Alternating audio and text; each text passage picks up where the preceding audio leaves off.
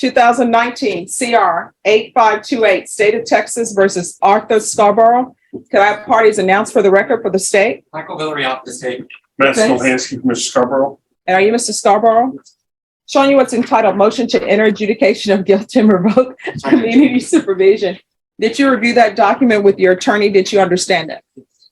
Are you the same Arthur Scarborough who was placed on deferred adjudication in 2019 CR 8528 for the offense of aggravated sexual assault of a child on March 28, 2022 for a period of 10 years? Is that you? Yes. State?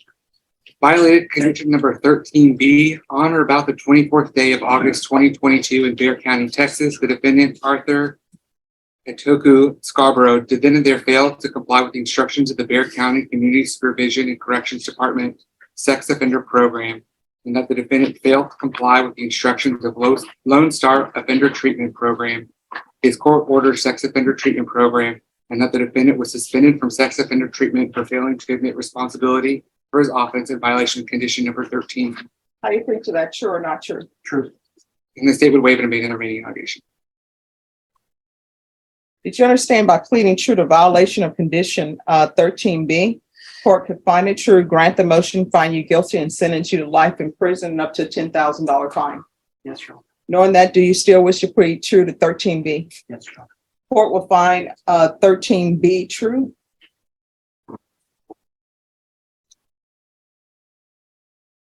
Is there an agreement? There is not, Your Honor. All right, state, what are you requesting? So this is a case where I think Mr. Stolhansky would like to present first, potentially, because it really are part of our argument is going to depend on the potentially new willingness to admit certain culpabilities. And so, from the state's perspective, if he's willing to take some responsibility, that might lend itself to him being continued on probation with some type of ISF. But if he's not, then the issue becomes for us is what do we do with this person who is not willing to be rehabilitated and cannot be in our community without being rehabilitated? I don't believe ISS will accept him. Probation, the sex offender, the SOMU that was their original recommendation. So I think they would, based on that, but the court is much more knowledgeable on those aspects. Well, I mean, we're all open to learning things. Probation, if you can look into that. And defense, do you have a witness to call? Yes, Your Honor, I do. I would call Mr. Scarborough. All right, can you raise your right hand for me, please? Do you solemnly swear or affirm the testimony you give will be the truth and nothing but the truth, so help you God? I do. All right, you can lower your hand, state your name for the record. All right, you're going to need to speak up. Arthur Scarborough. All right, defense. Hold on. Is this the microphone here? Was it better if I put it here? No, just everyone just speak up. That's great. Mr. Scarborough, you understand why you're here? Yes. Okay. And the at the the polygraph, they said that you denied liability or culpability. Is that correct? Yes. So did you ever deny that this thing happened? No. Okay. And tell the court what your thinking was. At the time, I didn't want to believe that it happened. But I accept 100% responsibility, not partial responsibility. I accept 100% responsibility. And so it was about who instigated the start of this. Right. Because when you took your polygraph, you said that she was as much of an aggressor as you were. That's not true. That's not true. And that you were I was the instigated. aggressor, and I accept responsibility for that. And that was the reason that he was expelled from the program. Right. State, do you have any questions? Maybe true. So I just want to make sure that I'm clear and I'm understanding is that you reported initially to your sex offender provider that this was unwanted and not provoked or initiated by you. Do you remember telling them? You did say that. Yes. And are you telling this court now that statement is not true? That's not. Okay, that this was wanted and that it was provoked by you. Right. Okay.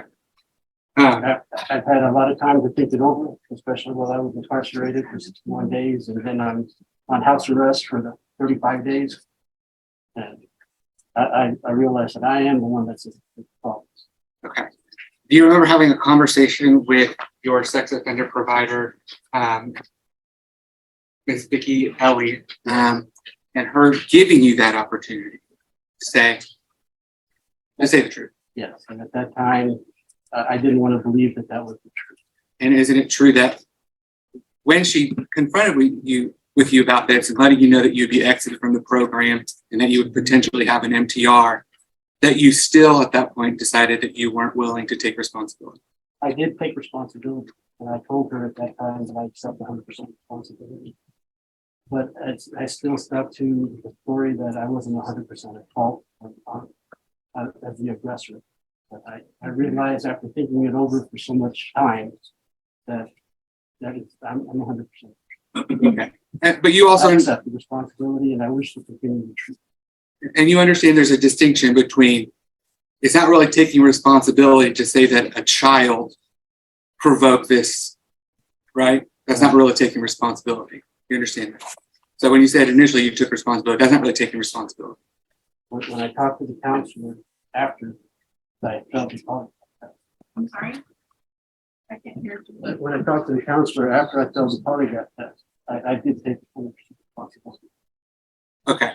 But for her, that wasn't a good enough answer. Okay. So you're still, you saying that it happened, but that the child provoked it and that it was No. unwanted is taking No. 100% responsibility. No, that's not. Okay. I accept 100% responsibility. The child did not. I'll pass it. Any other questions? Pardon? Any other questions? I just want the court to tell the court about your health issues that we're dealing with. My health issues, I have a terminal illness called cystic fibrosis that affects my lungs, mainly my digestive system and sinuses. I have chronic sinusitis. Which is why you're wearing the mask. Yes, I can't be around. I'm real leery of germs. I have ulcerative colitis and I have obstructive sleep apnea where I have to be on a CPAP machine. All of those things that I didn't get the proper medications and things like that when I was incarcerated. And I don't want to go through that again. And other than that one violation, you're behind a little in the money because you didn't pay while you While I were. was incarcerated. Yes. But other than that, there are no new offenses. No new offenses. And that you are the transportation for your mother. Yes. And your mother goes to the doctor, hospital, at least once a week. A couple times a month to the pharmacy as well, to the, I think, for grocery shopping. She's going to be 88 years old in a couple months. I'm the primary caregiver, which I've not been able to do for the last 95 days since I was locked up in a house. And she lives on your street She lives 100 yards from me, but I can't go and see her because of the monitor. because of the monitor, house arrest. And I'm the one who takes care of her. My sister has had to take off work and suffer financial loss because of that. Okay. All right, anything else? Just one further question, Judge. Yes. Did you have cystic fibrosis when you committed this offense? Yes, I was born with just Okay. the genetic terminal illness. I have no further questions, but I just wanted to make the board aware that Ms. Vicki Ellie is here if the board has any questions for her as far as probation is concerned. All right, would you like to call Miss Elliott? Events? No, ma'am. Okay. All right. Any other witnesses from either side? No, ma'am. State, what are you requesting? Judge, I'm going to request that this court revoke his supervision at this point. You've prosecuted cases, you have defended cases. I think this is a clear case where he still is. He's saying, well, I took 100% responsibility afterwards, but that's just not the case. That's why we're here. That's why he pled true, is that he didn't take responsibility.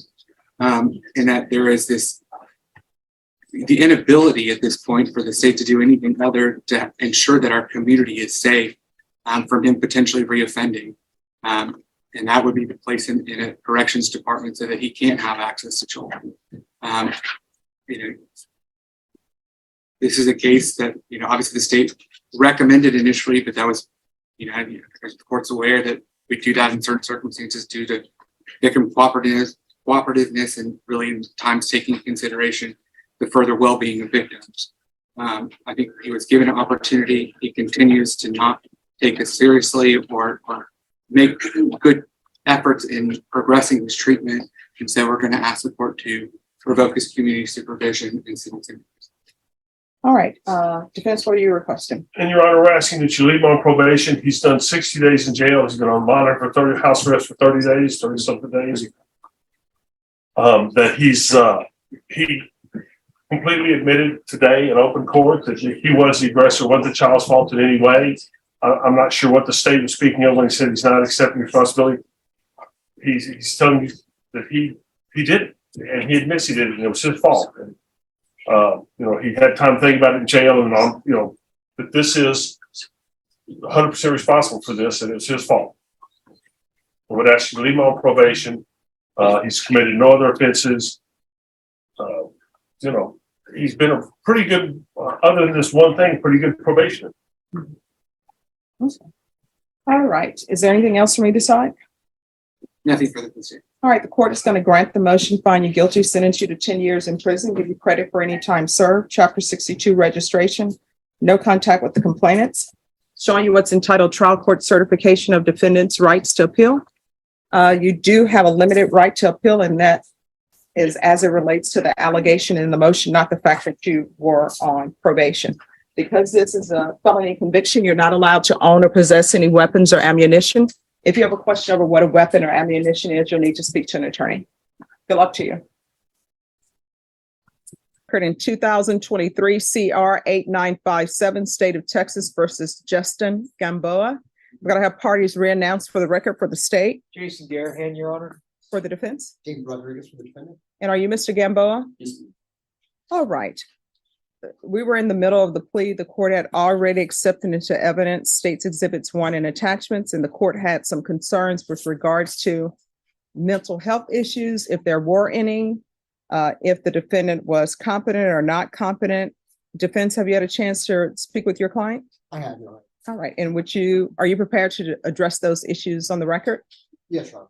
All right, you may proceed. Your Honor, would you like to read you the student testimony or from him, or Whichever way you wish to proceed. I'll just give a report. Your Honor, I have talked to Mr. Gambo, and I'm completely satisfied that he understands what the charges are against him. He has been able to assist me in his defense. I believe he is mentally competent to take this case. All right, thank you. Any questions or concerns from the state? No, Your Honor. All right, Mr. Gamboa, if the court follows this agreement, what are your plans? My plans, just if Haven, those are my plans. Haven for Hope? Do you have any family members here? Yes, I got them if I comes. All right, when I say family members here, I don't mean at the courthouse at 300 Dolorosa. I mean, do you have a mom, dad, brother, sisters here in San Antonio? Yes. Okay. Are you in contact with them or no? Any contact? No, I haven't had any contact with them a few weeks. All right. Is that few weeks because you've been in custody or for some other reason? In custody, yes. Basically, yes. All right. So when you're not in custody, when's the last time you had contact with them? I'd say a week before I got arrested. All right. Why are you homeless? My mom, she kicked me out of her home, so from there I've been struggling. I've just been walking out in the streets. I could have been over there at Haven. Would have been at Haven, but I was just having fun. All right. Do you have children? Yes, I have a son. He doesn't live here in San Antonio. He lives in Texas. All right. All right, anything else from either side? Nothing like that. All right, I'll follow your plea bargain agreement. The court will sentence you to 120 days in the Bear County Jail under 1244. Give you credit for any time served. I'm going to show you what's entitled Trial Court Certification of Defendant's Rights to Appeal. Did you review that with your attorney? Did you understand it?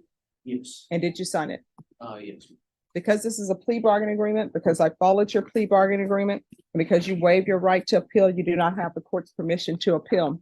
Because this is a felony conviction, you're not allowed to own or possess any weapons or ammunition.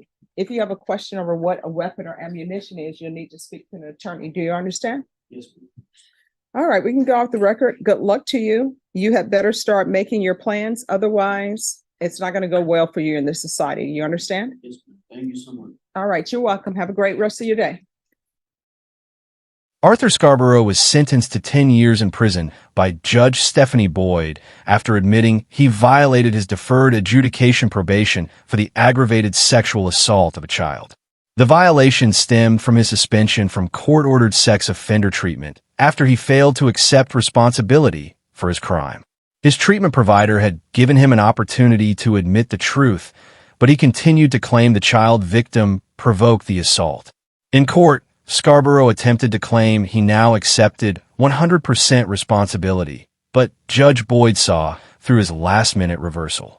She notably questioned, "And you understand there's a distinction between it's not really taking responsibility to say that a child provoked this, right?"